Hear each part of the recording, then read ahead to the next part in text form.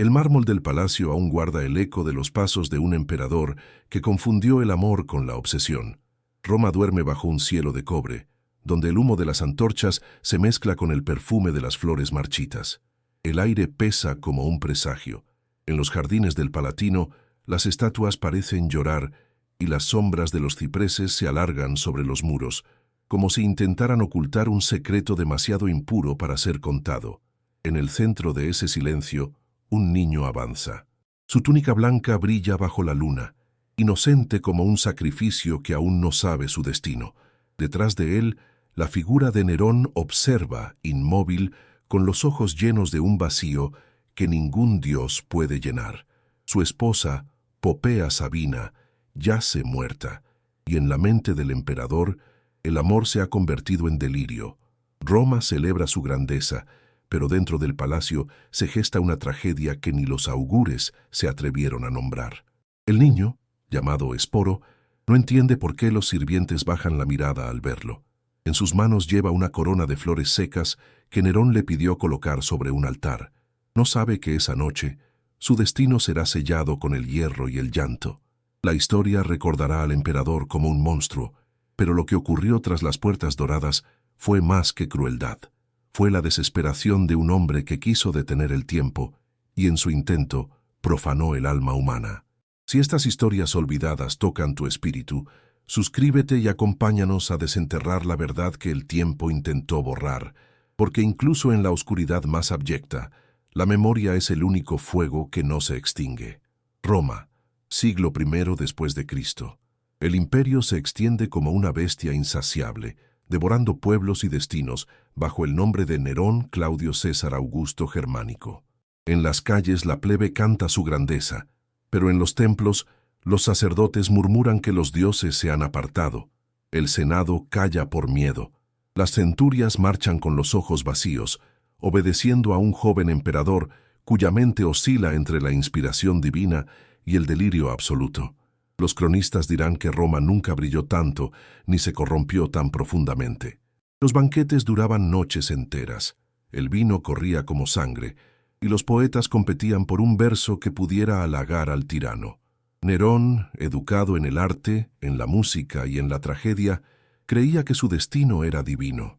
Se vestía de actor, de auriga, de dios viviente, pero bajo el oro y las máscaras ardía una llama enferma, la necesidad de ser amado, aunque fuera por un reflejo. Popea Sabina, su esposa, fue ese reflejo durante un tiempo. Hermosa, altiva, cruel como él, representó la perfección que el emperador creía eterna, pero la perfección murió con ella. Su muerte, ocurrida, según las crónicas, bajo la violencia de sus manos, dejó a Nerón frente al abismo. Sin su rostro, el mundo perdió sentido. Sin su voz, Roma se volvió un eco hueco. Fue entonces cuando los rumores comenzaron. Un niño de semblante delicado, de rasgos semejantes a los de Popea, fue traído al palacio. Nadie sabía su origen exacto, solo que el emperador había visto en él la forma de su difunta esposa. La corte, que ya había aprendido a no mirar, comprendió que algo oscuro se avecinaba, una tragedia donde el poder, el deseo y la locura serían una misma palabra. Esa noche, el palacio se vistió de sombras. Nerón ordenó cerrar las puertas del Palatino, prohibir la entrada a los senadores y silenciar los cantos. Solo el murmullo de las fuentes rompía el aire inmóvil. En su cámara, iluminada por antorchas aromadas, el emperador contemplaba un retrato de Popea Sabina, pintado en mármol y polvo de oro. A su lado, Esporo aguardaba en silencio, con los ojos bajos, sin comprender el papel que la locura le había asignado. «Eres su reflejo», susurró Nerón, acercándose con una voz que ya no pertenecía a la razón. «Los dioses me la han devuelto a través de ti». El niño no respondió. En el fondo del palacio, los sirvientes evitaban mirarse entre sí. Todos sabían que el emperador había cruzado el umbral de lo humano, pero nadie osaba detenerlo. Los días siguientes fueron un desfile de rituales enfermizos. Nerón vestía al niño con túnicas de mujer, lo adornaba con joyas que habían pertenecido a Popea, lo hacía acompañarlo en los banquetes y lo llamaba «mi esposa». Roma, sumida en el miedo, observaba sin hablar. Los poetas inventaban versos para justificar el delirio, los sacerdotes callaban, los filósofos desaparecían. En los jardines imperiales, bajo las pérgolas donde antes se oía la risa de Popea, el emperador paseaba junto al niño, convencido de haber vencido a la muerte. Pero lo que en su mente era amor, en el corazón del niño era condena. Esporo comenzó a entender que su destino estaba sellado, que en aquel palacio donde el alma se vendía por poder, él sería el sacrificio. Roma seguía celebrando, pero bajo las columnas del imperio empezaba a temblar una verdad más fuerte que el mármol. Cuando el hombre se cree Dios, la humanidad se convierte en víctima. El día del sacrificio llegó sin anunciarse. Nerón, vestido con una túnica púrpura y coronado de laurel, mandó preparar una ceremonia secreta. Los músicos fueron convocados, los esclavos encendieron incienso, y los muros del palacio se cerraron al mundo. Esporo fue llevado ante él, cubierto con un velo blanco que ocultaba su inocencia. Nadie habló. En el centro de la estancia, un cirujano aguardaba con los instrumentos bañados en vino y fuego. El emperador observaba con una mezcla de devoción y locura, convencido de que lo que estaba por hacer no era crimen sino redención. El niño no lloró. Su silencio fue más terrible que cualquier grito. Los dioses parecían ausentes, y la luna que se filtraba por las cortinas de seda era el único testigo del horror. Nerón, con un gesto de falsa ternura, tomó la mano de Esporo y le prometió una eternidad junto a él. Luego, el hierro hizo su trabajo. El palacio entero tembló bajo un silencio de piedra. Afuera Roma seguía encendida de vida, ignorando el sacrificio que se consumaba tras los muros imperiales. Cuando la operación terminó, el niño fue envuelto en lino y perfume, como si se tratara de un nuevo nacimiento. Nerón ordenó celebraciones, cantos, vino, flores, y mientras todos brindaban, el emperador lloró en secreto, abrazando una sombra. Desde esa noche, el emperador lo llamó Sabina renacida. Lo paseaba entre multitudes, lo besaba ante el Senado, lo mostraba como prueba de que el amor podía desafiar a la muerte. Pero en sus ojos se veía otra verdad. Lo que había intentado resucitar no era la vida de Popea, sino la ilusión de que el poder podía poseer incluso el alma. Esporo, convertido en su reflejo, se volvió el símbolo del precio que paga el espíritu cuando el hombre olvida su humanidad. Esporo vivió entonces prisionero del esplendor. Su cuerpo, adornado con oro y seda, se convirtió en una reliquia viva del deseo de un emperador. Pero su alma, oculta tras los perfumes y los aplausos, comenzó a marchitarse. En los banquetes debía sonreír, en las procesiones debía inclinarse como una esposa, en las noches debía fingir amor. Sin embargo, en la soledad de su cámara, lloraba en silencio, preguntándose si los dioses lo habían abandonado o si su sacrificio era una forma de redención que aún no comprendía. Los sirvientes, al pasar frente a su puerta, escuchaban oraciones susurradas. Decían que Esporo hablaba con Popea, que le pedía que lo guiara, que lo liberara del cuerpo que ya no le pertenecía, y a veces, en la penumbra del pasillo, algunos juraban ver una figura femenina junto a él, una sombra envuelta en luz que lo acariciaba con compasión. Roma, que se alimentaba del espectáculo, no sabía que tras la máscara del placer se escondía un alma crucificada. El emperador, cada vez más consumido por su propio delirio, veía en Esporo la prueba de su poder absoluto. Había transformado la muerte en vida, el dolor en belleza, pero en esa metamorfosis impía también había sellado su condena. El niño, ahora convertido en símbolo de su pecado, era recordatorio constante de su culpa. Una noche, Esporo encendió una vela y la colocó frente a un espejo.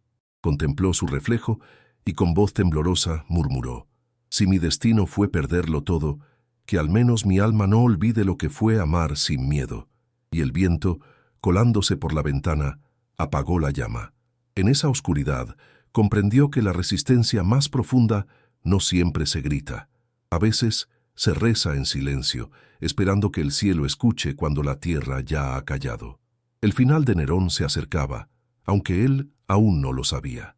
Roma, fatigada de sus excesos, comenzaba a murmurar su caída. Los dioses a los que había ofendido parecían preparar su juicio. En las noches, El emperador soñaba con un niño envuelto en fuego, que lo miraba sin odio, pero con infinita tristeza. Despertaba temblando, cubierto de sudor, convencido de que la sombra de Esporo lo seguía a cada rincón. El palacio, otrora lleno de música, se volvió un mausoleo de ecos. Los jardines estaban secos, las fuentes mudas, las estatuas agrietadas. Todo lo que tocaba se deshacía, como si el tiempo lo negara. Una noche, en un banquete sin testigos, Nerón hizo llamar a Esporo. Lo encontró de pie vestido de blanco, sereno como una aparición. «¿Por qué no me temes?», preguntó el emperador. «Porque ya no pertenecemos al mismo mundo», respondió él, con una voz tan dulce que heló el aire.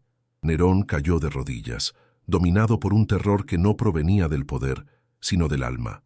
Por un instante creyó ver detrás del niño el rostro de Popea, mirándolo con una misericordia insoportable. Entonces comprendió. Había querido vencer la muerte, pero solo había multiplicado su sombra.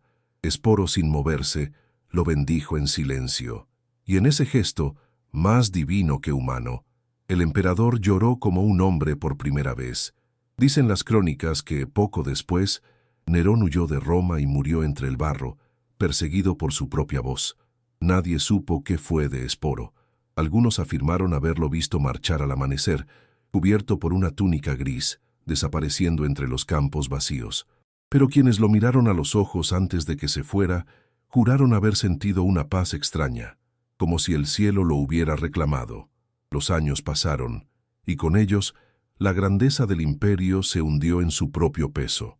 Roma, cansada de sus tiranos, sepultó la memoria de Nerón bajo ruinas y decretos, pero algunos nombres se negaron a morir. Entre ellos, el del joven Esporo, convertido en leyenda. Los poetas lo recordaron en versos ocultos, los esclavos lo mencionaban en oraciones, y los monjes, siglos después, lo citarían como símbolo del alma ultrajada y, sin embargo, incorruptible. En las catacumbas, los primeros cristianos hablaban de él sin nombrarlo, como de un mártir sin altar. Decían que Dios, en su infinita justicia, había permitido que incluso en el corazón de la corrupción floreciera la pureza. Los artistas lo pintaron como un ángel sin sexo, ni hombre ni mujer, portador del dolor y de la redención. En su mirada, decían, se reflejaba la historia del ser humano, el intento desesperado de amar, aun cuando el amor se convierte en castigo. Nerón, en cambio, quedó reducido a advertencia. Sus estatuas fueron derribadas, su nombre borrado de los templos, su memoria convertida en sinónimo de condena. Pero la historia, en su ironía divina, conservó el eco de Esporo. Allí donde el poder quiso dejar vergüenza, el tiempo dejó compasión. En las noches de Roma, cuando la luna roza las cúpulas antiguas, hay quienes juran ver una figura blanca caminando entre los jardines del Palatino. No habla, no llora, solo observa. Y quien la ve siente que por un instante el alma del niño que fue despojado de todo aún vaga buscando perdón, no para sí, sino para el hombre que creyó poder crear amor destruyéndolo. Así termina una historia que el tiempo intentó sepultar bajo la vergüenza y el polvo, pero que la memoria, como un fuego sagrado, se negó a extinguir. El niño que Nerón castró para reemplazar a su esposa muerta no fue solo víctima del poder, sino testimonio de lo que ocurre cuando el amor pierde su alma y se convierte en dominio. En él, la humanidad contempló su reflejo más oscuro, y en su silencio se reveló la voz de todos los inocentes que el imperio devoró en nombre de la gloria. Cada civilización deja tras de sí un eco de su pecado y un rastro de su redención.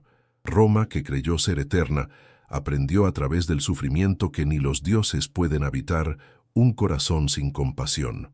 Esporo, despojado de todo lo humano, se convirtió en símbolo de lo que ningún tirano puede robar, la dignidad invisible del alma.